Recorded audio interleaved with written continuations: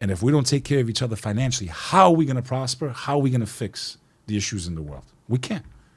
Wow, I agree. I never even thought about it like that, but that's 1,000% correct. And the biggest example I could give you is throughout my career, in the first half of my career, you know, I was pushing a negative line for without make a long story short. So, you know, I was pushing a lot of the propaganda that the music industry, you know, lets you profit from. You know what I mean? Like when I rap about, you know, killing and selling drugs and stuff like that, I was making a lot of money.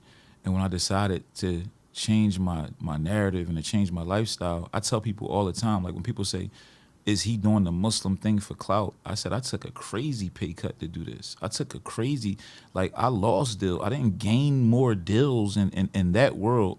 By saying free Palestine, I've been shadow banned on social media.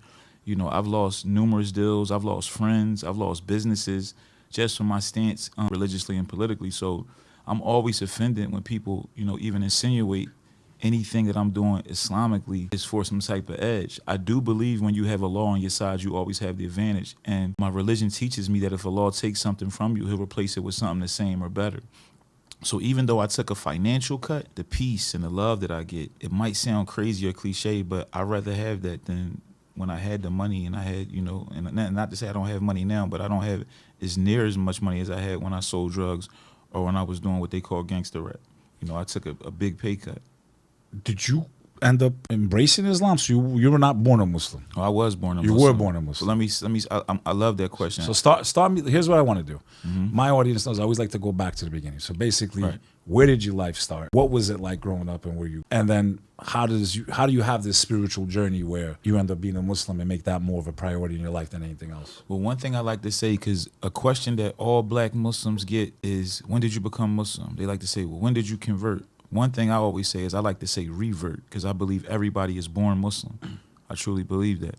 So I believe people revert. Now, for me, I was born in West Philadelphia, Pennsylvania, and my father and my uncle were very prominent in the Nation of Islam.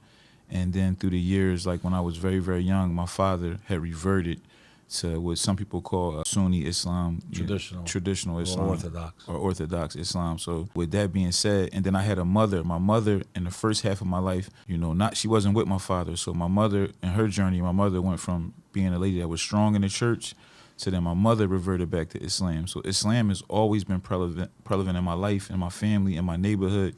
So spirituality was important in your family? All the time. I knew the power of prayer as a baby. My kids is in the other room. They know the power of prayer. If I called them in here right now and said, make dua, I don't got to explain what that is. They would go to make dua, you know.